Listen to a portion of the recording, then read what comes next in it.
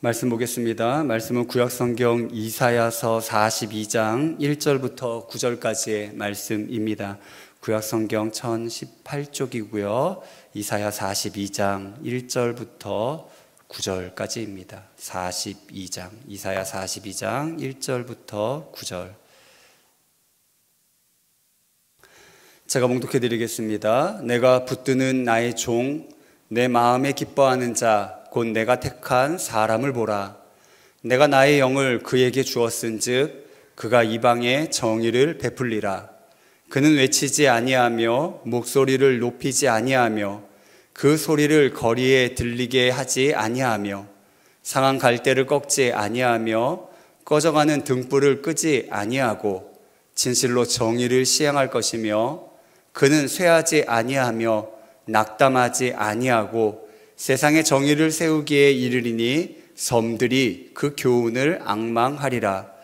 하늘을 창조하여 펴시고 땅과 그 소산을 내시며 땅 위의 백성에게 호흡을 주시며 땅에 행하는 자에게 영을 주시는 하나님 여호와께서 이같이 말씀하시되 나 여호와가 의로 너를 불렀은즉 내가 네 손을 잡아 너를 보호하며 너를 세워 백성의 언약과 이방의 빛이 되게 하리니 네가 눈먼 자들의 눈을 밝히며 갇힌 자를 감옥에서 이끌어내며 흑암에 앉은 자를 감방에서 나오게 하리라. 나는 여호와이니 이는 내 이름이라. 나는 내 영광을 다른 자에게 내 찬송을 우상에게 주지 아니하리라. 보라, 전에 예언한 일이 이미 이루어졌느니라. 이제 내가 새 일을 알리노라. 그 일이 시작되기 전에라도 너희에게 이르노라. 아멘. 할렐루야. 한 주 동안도 평안하셨나요? 오늘 이 예배에 나온 모든 분들 위해 주님의 크신 은혜와 축복이 함께 하시기를 간절히 축원합니다. 이 예배의 자리에 나올 수 있다는 것은 하나님의 큰 은혜입니다. 우리의 힘으로 나온 것 같지만 주님이 불러주셔서 오늘 이 자리에 우리가 모여서 주의 이름을 찬송하고 주의 말씀을 들으며 예배하는 줄 믿습니다.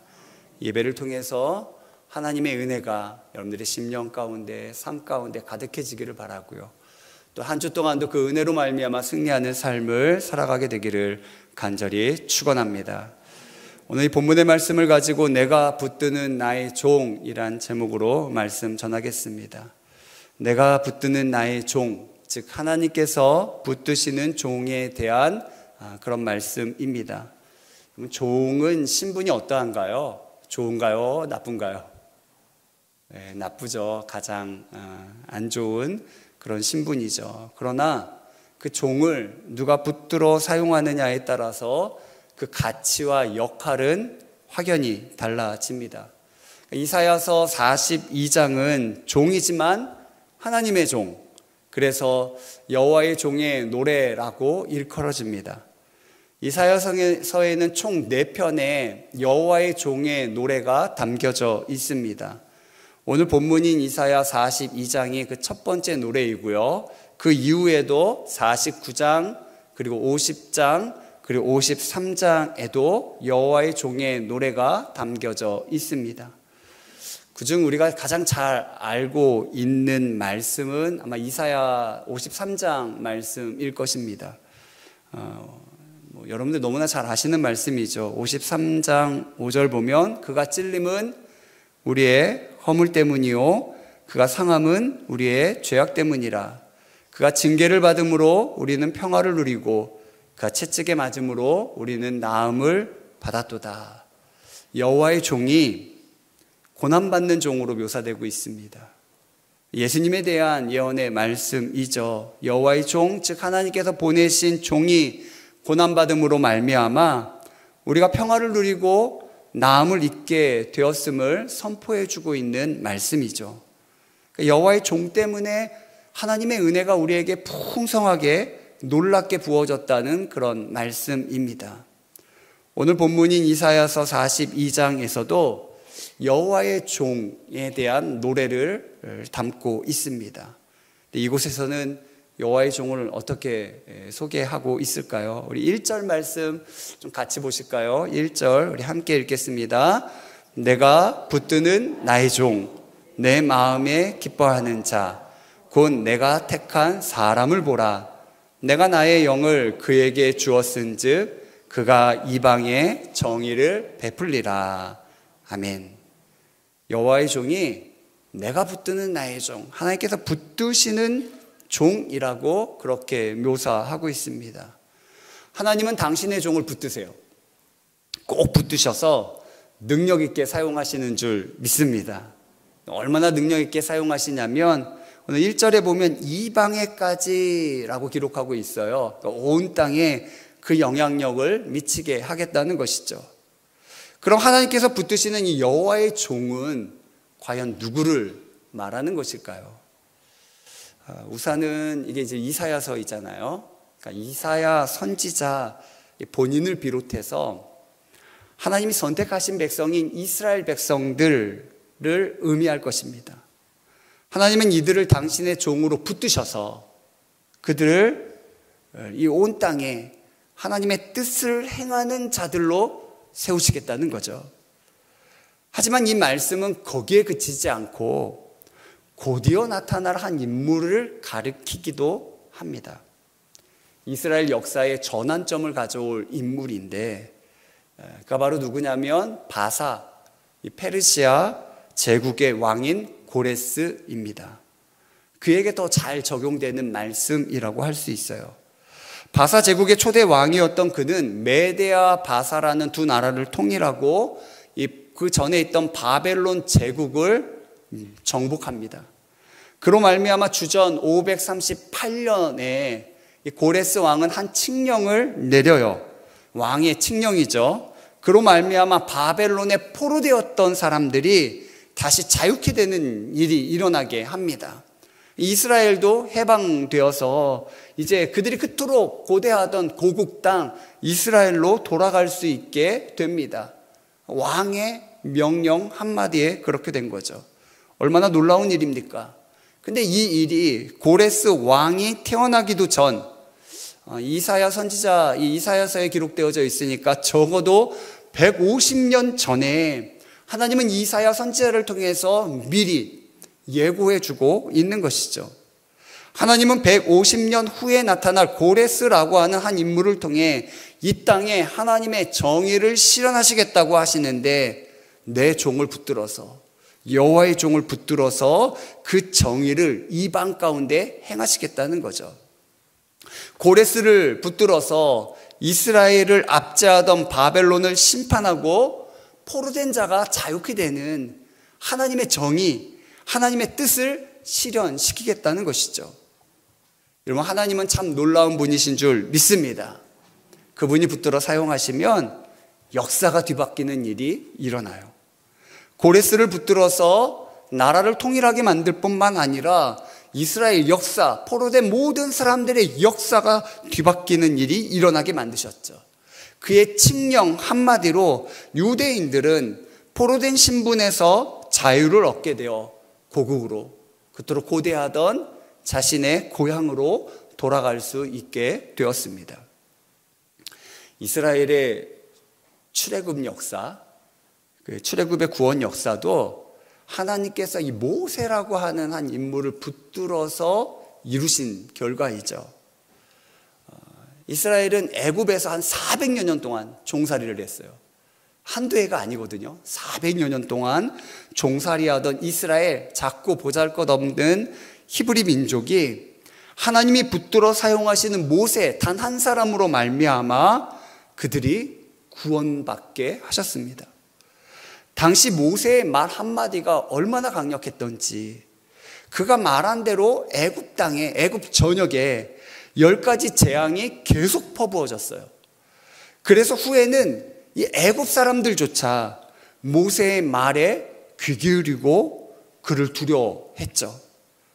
하나님이 붙들어 사용하시는 종은요, 그냥 종이 아닙니다. 하나님이 능력으로 붙드시기 때문에 그의 영향력은 작고 보잘것없는 것이 아니라 이방에, 온 땅에 퍼져 나가는 것이죠.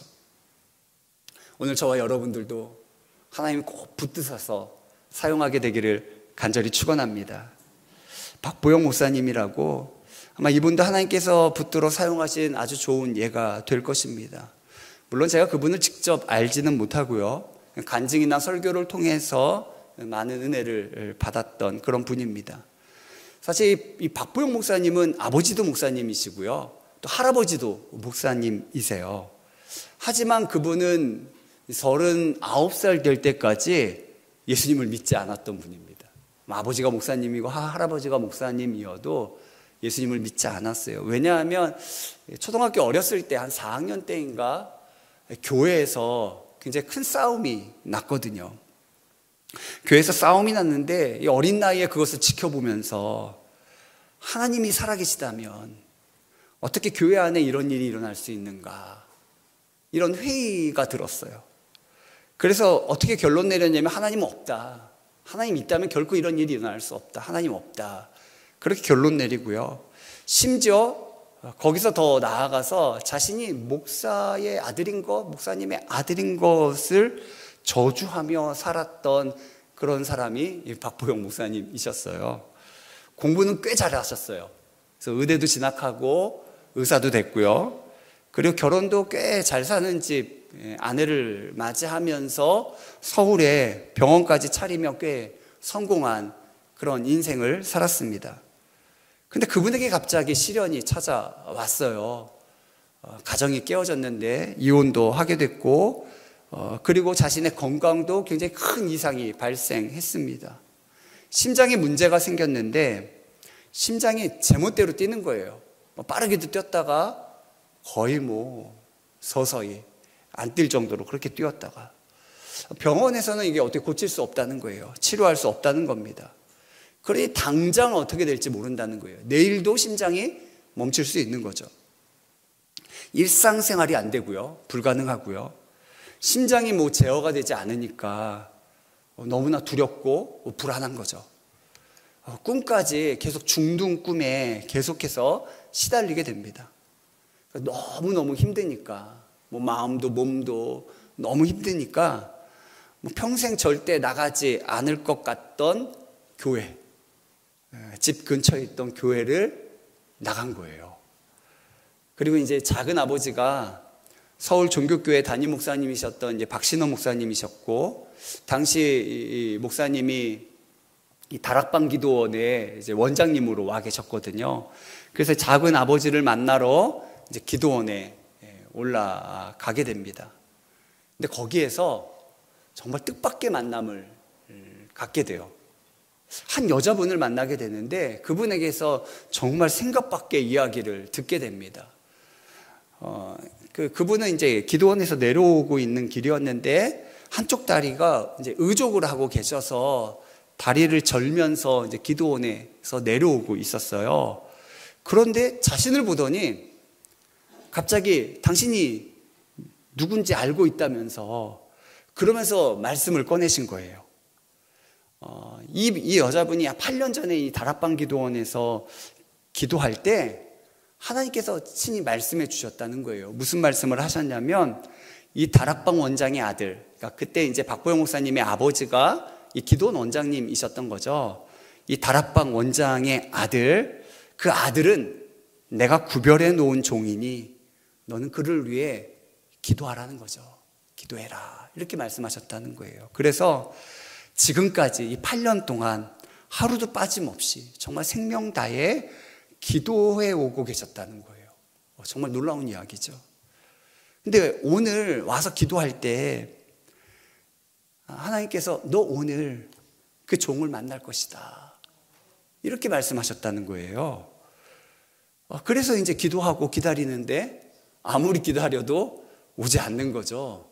그래서 내가 잘못 들었나? 그러면서 이제 정리하고 그 기도원에서 내려오던 중이었는데 거기서 만난 거예요. 바로 내려오던 길에 만난 거죠. 그래서 이 여자분은 너무 신이 나갔고 이야기를 해 주었는데, 박보영 목사님이 이때 신앙생활 제대로 했나요? 안 했대죠. 그래서 이 여자분 하는 말이 그냥 미친 소리로만 들리는 거예요.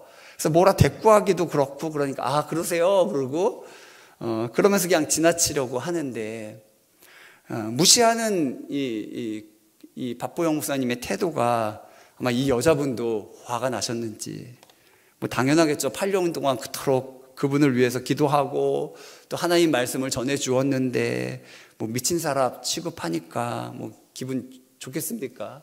기분 나쁘죠. 그래서 그 지나가는 그 뒤에다가 꽥 소리를 지르며 하는 이야기가, 오늘 밤 12시에 성전에 가 기도하면 하나님 만날 거라고, 그러니까 믿지 못하니 하나님 직접 만나라고 이게 소리친 거죠. 그렇게 소리를 지른 거예요. 근데 정말 이제 작은 아버지 만나고 또 그 밤에 그렇게 있는데 자꾸 그 여자분이 생각나는 거예요. 그 여자분이 한 말이 생각이 나는 거죠. 그래서 뭐 몸도 워낙에 힘들고 엎드려서, 하나님, 정말 하나님 살아계시면 저 고쳐주세요. 그렇게 기도하게 됐는데 그 순간 놀라운 일이 일어난 거예요. 몸에 막 떨림이 일어나고요. 그 입에서 방언이 나오고, 그러면서 너는 내 종이라, 뭐 자기도 생각지 못한 말들이 입에서 나오기 시작한 거죠. 그렇게 박보영 목사님을 하나님께서 붙들기 시작하시면서, 물론 연단의 과정이 길고 험난했지만 한국 교회를 깨우는 귀한 목사님으로 하나님 붙들어 사용하신 겁니다. 내가 붙드는 나의 종, 하나님 붙드시면 놀랍게 사용되는 줄 믿습니다. 이사야, 하나님 붙드셔서 하나님이 귀한 말씀을 선포하게 하셨죠. 장래 될 일을 선언하게 만드신 것 아닙니까? 그뿐 아니라 고레스, 하나님 붙드셔서 이스라엘 역사의 판도를 뒤바꾸는 그런 일을 하게 만드셨죠. 근데 오늘 이사야를 통해 이 선포한 이 말씀은 아마 여러분들이 잘 알듯이, 그것은 이사야도 고레스 왕도 그 최종 목적지가 아닙니다. 장차 뭐 고레스 왕이 와서 하나님의 정의가 이스라엘 역사의 판도를 뒤집도록 만들기는 했어도 이 고레스 왕이 다스리는 그 나라가 완전했나요? 그렇지 못했죠. 즉 고레스 왕은요, 장차 올 것에 맛보기에 불과한 것입니다. 그림자에 불과한 것이죠. 그러니 오늘 본문에서 가리키는 진정한 여호와의 종은 누구를 가리킬까요? 여러분들이 다 예측하시듯이 그는 장차 이 땅에 오실 메시아 예수님을 가리키고 있는 것입니다. 그래서 마태는 오늘 본문을 인용하면서 이것이 예수님에게서 성취되었다고 말씀합니다. 마태복음 12장 17절에서 21절, 우리 조금 길기는 한데요, 우리 이 말씀 좀 같이 한번 읽어보겠습니다. 이는 선지자 이사야를 통하여 말씀하신 바, 보라, 내가 택한 종, 곧 내 마음에 기뻐하는 바, 내가 사랑하는 자로다. 내가 내 영을 그에게 줄 터이니 그가 심판을 이방에 알게 하리라. 그는 다투지도 아니하며 들레지도 아니하리니 아무도 길에서 그 소리를 듣지 못하리라. 상한 갈대를 꺾지 아니하며 꺼져가는 심지를 끄지 아니하기를 심판하여 이길 때까지 하리니 또한 이방들이 그의 이름을 바라리라 함을 이루려 하심이니라. 아멘. 마태는 예수님에게서 이 이사야의 예언이 이루어졌다고 선언하고 있는 것이죠. 하나님이 택하시고 붙들어 사용하시는 진정한 여호와의 종은 바로 예수님, 메시아, 이 땅에 오실 예수님이시라는 거예요. 그분에 대한 묘사를 우리 이사야서를 통해서 좀 더 살펴볼까요? 2절 말씀 보면요, 그는 외치지 아니하며 목소리를 높이지 아니하며 그 소리를 거리에 들리게 하지 아니한다라고 말씀하고 있어요. 그러니까 여호와의 종의 모습이 세상 왕들의 모습과는 다릅니다. 왕들이 행차할 때는요, 빵빠레를 불고 큰 소리로 외치면서 왕의 행차를 알리죠. 그런데 예수님은요, 그 왕의 행차처럼 강력한 소리를 나타내는 것이 아니라 오히려 조용히 거니신다는 거예요. 세상 왕들처럼 강압적으로 폭력적으로 군림하는 것이 아니라 종으로 오셔서 사람들 속에 조용하게, 부드럽게, 겸손하게 거니시면서 말씀하신다는 것이죠. 예수님이 이 땅에 오셔서 높은 곳에 좌정하셔서 군림하신 것이 아니라 오히려 낮은 자들, 연약한 자들, 작은 자들에게 임하셔서 그들 곁에 그들을 붙드시며 그들에게 말씀하시며 그들을 가르치셨다는 거예요. 3절도 보실까요? 우리 3절 말씀은 좀 같이 읽어보실까요? 상한 갈대를 꺾지 아니하며 꺼져가는 등불을 끄지 아니하고 진실로 정의를 시행할 것이며. 상한 갈대가 상해서 이게 반쯤 꺾인 갈대는요, 여러분 다시 일으켜 세울 수 있나요? 못하죠. 그렇죠? 상한 갈대 꺾이면 끝입니다. 다시 회복될 수 없죠. 꺼져가는 등불, 불이 꺼져서 연기만 나는 심지는요, 등불로서 가치가 있나요? 아니에요. 여호와의 종은, 그런데 여호와의 종은 상한 갈대, 그 꺾여진 갈대도, 꺼져버린 그 등불, 그 심지도, 그 연기만 나는 그 심지도 꺾지 않고 끄지 않는다고 말하고 있어요. 즉 전혀 쓸모없고 가치 없는 것들을 포기하지 않으시고 긍휼히 여기신다는 거죠. 참 복되고 위로가 되는 말씀 아닙니까? 하나님이 붙드시는 여호와의 종, 강력한 손으로 붙드셨기에 강력하게 사용하실 것 같은데 오히려 그 손에 붙들린 여호와의 종은요, 강압적이거나 폭력적이지 않다는 거예요. 상한 갈대, 꺼져가는 등불도 함부로 끄지 않는, 어찌 보면 그분은 상한 갈대와 같고 꺼져가는 등불과 같은 우리들을 위해 종으로, 미천하고 보잘것없는 연약한 종으로 오셔서 가장 밑바닥 우리 곁에 오셔서 우리를 긍휼히 여기시고 우리를 붙들어 주시고 우리에게 말씀해 주시는 것이죠.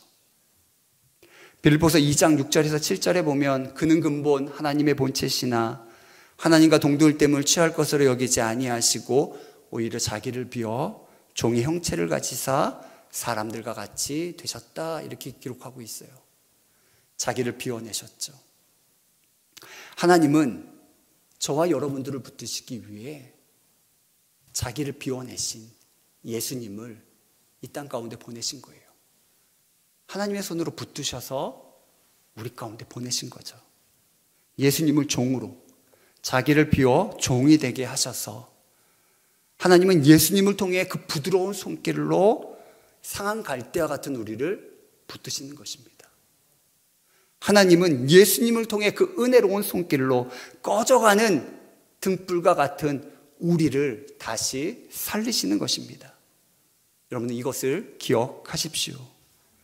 여호와의 종, 즉 예수님 때문에 나도 누구의 손에 붙들리는 거예요? 하나님의 손에 붙들리는 거죠. 하나님의 손에. 예수님의 손에 붙들린 게 하나님의 손에 붙들린 거죠. 하나님의 손에 붙들리는데 예수님 때문에 부드럽게 은혜롭게 붙들려서 하나님의 능력으로 다시 회복되는 것입니다. 그 은혜로 다시 살게 되는 것이에요. 그러니 우리는 늘 연약한, 날 붙드시는 주님의 그 여호와의 종, 주님의 그 놀라운 사랑과 은혜를 기억하며 감사와 찬양을 드려야 될 줄 믿습니다. 여호와의 종, 자신을 낮추신 주님의 손길은 우리가 상한 갈대여도 꺼져가는 심지어도 부드럽고 은혜롭게 주님의 손으로 우리를 돌보시며 살리시는 줄 믿습니다. 그러나 그 손길은 또한 여호와의 종의 손길로만 끝나는 게 아니죠. 하나님이 붙드시기 때문에, 크고 강력한 손에 붙들리기 때문에 부드럽게 다가오지만 강력하게 붙드시기에 하나님의 놀라운 은혜로 우리는 회복되는 줄 믿습니다. 그래서 주님께 붙들리면요, 상한 갈대, 꺼져가는 심지라 할지라도 회복되는 줄 믿습니다. 그것을 7절에는 이렇게 표현하고 있어요. 눈먼 자들, 갇힌 자, 또한 흑암에 앉은 자, 주님이 다 치료하고 자유케 하시고 회복시키시겠다는 거죠. 그런데 그 여호와의 종들을 또한 누가 붙드신다고 표현하냐면 우리 6절 말씀 한번 읽어볼까요? 6절 말씀 보겠습니다. 나 여호와가 의로 너를 불렀은즉 내가 네 손을 잡아 너를 보호하며 너를 세워 백성의 언약과 이방의 빛이 되게 하리니. 하나님이 여호와의 종의 손을 잡아 그를 보호한다는 거예요.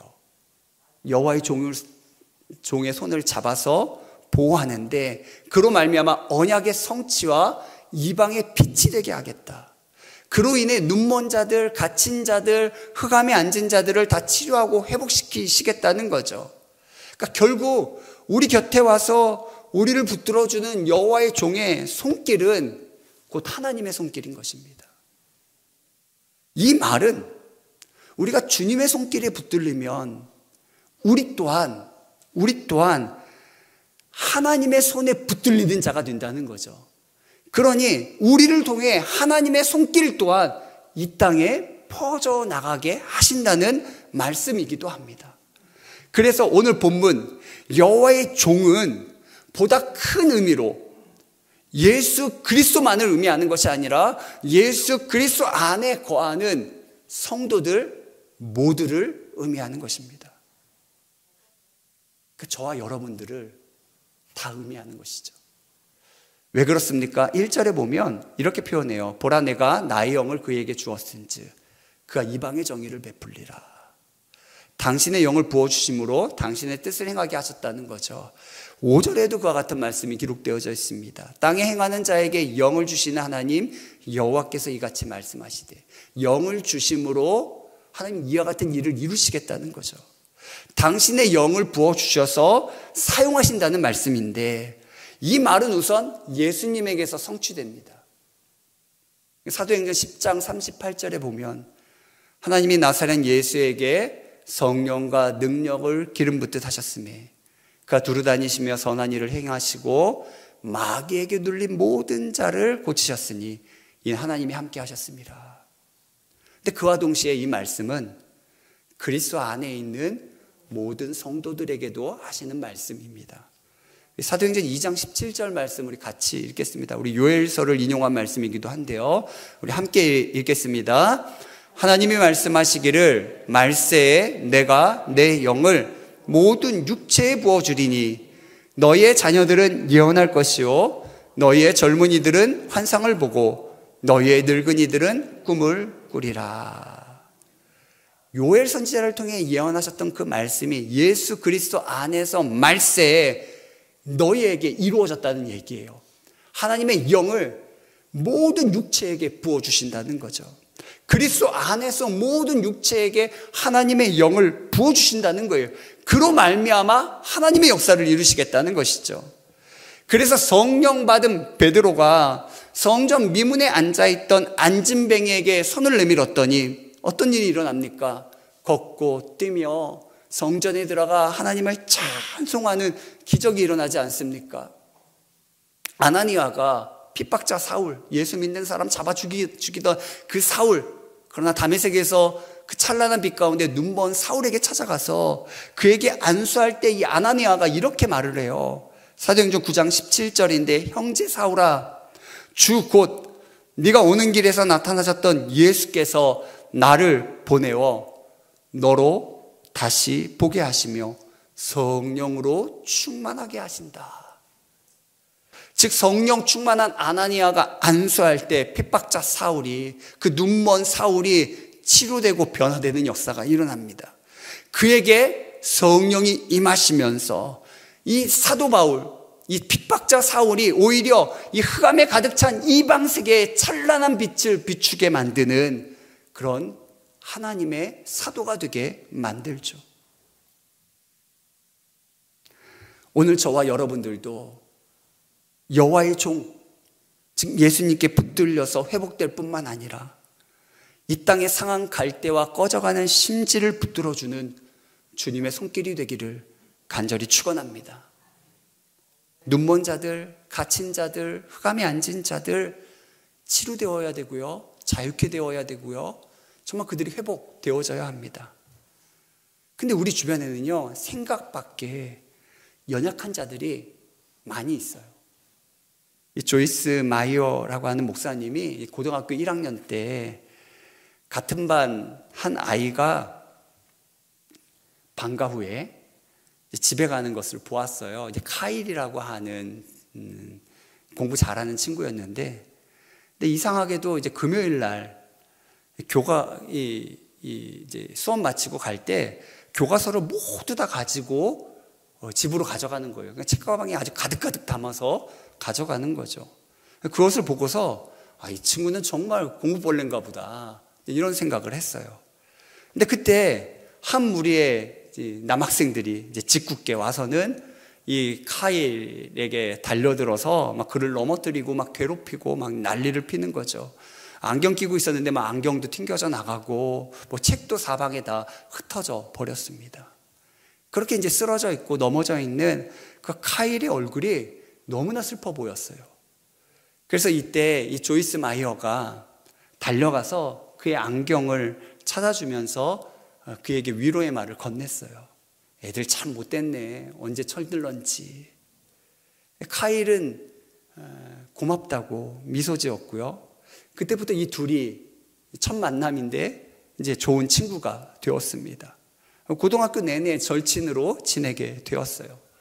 카일은 굉장히 인기도 많고 공부도 잘했거든요. 그래서 고등학교를 졸업할 때 우수한 성적으로 이제 조지타운 대학에 진학하게 되었고, 그래서 졸업식 때 졸업생들 대표로 이제 졸업 연설까지 하게 되었습니다. 근데 그때 카일이 한 졸업 연설을 들으면서 이 조이스 마이어가 굉장히 큰 충격을 받게 되었어요. 카일이 이렇게 말하는 거예요. 졸업식 날은 인생의 힘든 시기를 통과하게 도와준 모든 사람들에게 감사하는 시간이라고 생각합니다. 부모님, 선생님, 그리고 무엇보다도 고마운 친구들이 있습니다. 누군가의 친구가 되어주는 것이야말로 최고의 선물이라고 저는 이 자리에서 말하고 싶습니다. 제 이야기를 한 가지 하겠습니다. 그리고는 카일은 이 조이스 마이어와 처음 만난 날을 이야기하기 시작했어요. 사실 그때 카일은 그 주말에 자살을 하려고 마음을 먹었어요. 그래서 자신이 죽으면 혹시 어머니가 학교에 자신의 소지품을 찾으러 다시 오실까 봐, 그래서 자신의 모든 소지품을 다 담아서 집으로 돌아가던 그 주기였죠. 그래서 그의 책가방에는 모든 게 다 담겨 있었고 모든 책이 다 담겨 있었던 것이죠.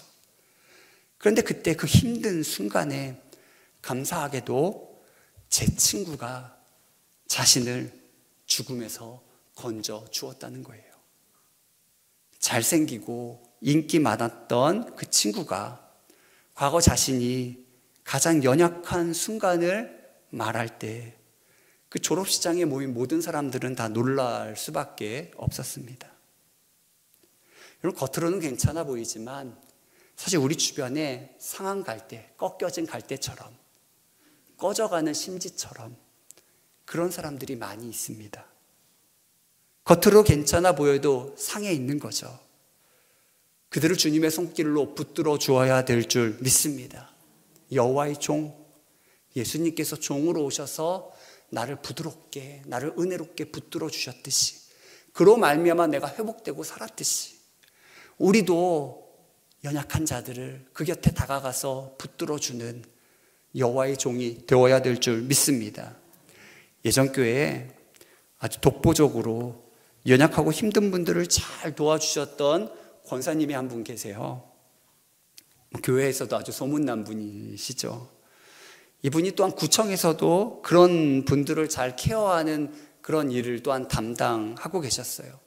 근데 이제 행정적으로만 그렇게 대하는 것이 아니라 진심으로 그들을 위로하고 찾아가고 또 자신의 모든 것도 아끼지 않고, 그래서 많은 분들을 사실 예수님께로 인도했던 분이죠. 가까운 교회든지 아니면 제가 다니는 교회든지 그렇게 이끌었던 분이에요. 그런데 그분 가정을 제가 신방하면서 간증을 들을 때 굉장히 놀라게 되었어요. 사실 이분이 이제 젊은 시절, 이제 세대 때 참 어렵고 힘든 순간들이 이제 종종 있었다는 거예요. 근데 그때 놀랍게도 하나님의 손길로 그 어려운 순간들이 채워지는 것을 경험한 거죠. 쌀이 다 떨어졌는데 뭐 누구한테 얘기하지도 못하고 어쩌지 못하고 그냥 그러고 있는데 그 밤에 똑똑똑 누가 문을 두드리는 거예요. 그래서 나가봤더니 속장님이 찾아왔어요. 속장님이 그 밤에 뭐 이렇게 보따리를 하다 갖고 온 거예요. 쌀을 담아 가지고 온 거죠. 그러면서 자기가 밤에 설거지를 하고 있었는데, 그 속장님이 밤에 설거지를 하고 있었는데 갑자기 입에서 누구 엄마에게 쌀을 갖다 줘야 돼, 누구 엄마에게 쌀을 갖다 줘야 돼, 이렇게 입에서 나온 거죠. 그런데 갖다 주면 자존심도 상할 것 같고 그냥 한 소리 들을 것 같은데 막 걱정하며 주저하다가 내가 한 소리 듣고 말지 그러면서 쌀을 갖고 오신 거예요. 그 이후에도 딱 한 번 또 쌀이 떨어진 순간에 이와 같은 일을 또 경험하게 된 겁니다. 그때 이 권사님이 엎드려 하나님께 기도했다는 거예요. 하나님, 이제 제가 남을 돕는 자가 되고 싶습니다. 제가 어려운 자를 도울 수 있게 그렇게 도와주세요. 그렇게 기도했다는 거예요. 그렇게 기도했는데 결국 지금 자신이 이렇게 어려운 사람들을 마음껏 도울 수 있도록 그 분야에서 일하는 자리에 오게 되었다는 거예요. 사실 그 구청에서 그렇게 갈 수가 없었대요. 이분은 계약직이었고 그렇게 될 수도 없었대요. 그런데 하나님께서 그 길을 열어가시면서 결국 그 분야에서 일할 수 있게끔 만드셨다는 거죠. 상한 갈대와 꺼져가는 심지와 같은 우리를 붙드시고자 이 땅에 종으로 오신 여호와의 종, 그 예수님을 여러분들 날마다 기억하시기를 간절히 축원합니다. 부드러운 손길로, 은혜로운 손길로 붙드셨기 때문에 우리가 사는 것입니다. 그러니 우리 또한 여호와의 종으로, 주의 손에 붙들린 자들로, 하나님의 손길로 이 땅에 연약한 자들, 꺾인 자들, 꺼져가는 심지와 같은 자들을 붙들어 줄 수 있는 주님의 손길이 되시기를 간절히 축원합니다. 이번 가을에 우리가 동행이라는 주제로 우리가 함께 걷고자 합니다. 세상에 홀로 있는 사람들, 연약한 자들이 있어요. 두 가지 포지션을 가지고 우리가 함께 동행하려고 하는데, 먼저 가족입니다. 여러분, 가까이 있지만 마음이 멀어져 있을 수 있습니다. 함께 걸으십시오. 함께 붙들어주고 부드러운 손길로, 은혜로운 손길로 여러분들 가족들을 붙드십시오. 혈육도 마찬가지고요. 우리 믿음의 공동체인 우리 신앙의 가족들도 여러분 잘 붙들어 주십시오. 그뿐 아니라 우리의 이웃들, 우리가 함께 동행하기를 원합니다. 그들과 함께 길을 걷기를 원해요. 내 주변에 정말 주님의 손길이 필요한 사람들이 있습니다. 세상의 것으로는 채워질 수가 없거든요. 주님의 손길로 회복되어져야 될 분들이 있습니다. 그분들을 붙들고 함께 걸어갈 수 있는 저와 여러분들 되기를 간절히 축원합니다. 우리 이 시간에 우리 함께 같이 좀 기도하겠습니다. 오늘 들은 말씀을 기억하시면서 주님이 날 위해 이 땅에 오셨음을 종으로 오셨어요. 종으로 자기를 다 비우시고 가장 낮은 자리에, 가장 연약한 자리에 오셨습니다. 그 연약한 우리를 위해 부드러운 손길로, 은혜로운 손길로 붙들어 주셨습니다. 그 주님께 감사의 고백을 드리시고요. 또한 주님은 그런 나를 통하여서 우리가 주님의 손길이 되기를 원하십니다. 내 주변에 꺾여진 사람들, 꺼져가는 사람들 우리가 붙들어 주어야 됩니다. 이 땅에 예수님 없으면 결국 회복될 수 없는 자들이 있습니다. 내 가족 안에도 있을 수 있고요, 내 이웃 가운데도 있을 수 있습니다. 함께 그들에게 주의 사랑을, 주의 손길을 내밀며 함께 걷는 이 가을이 되기를 간절히 축원합니다.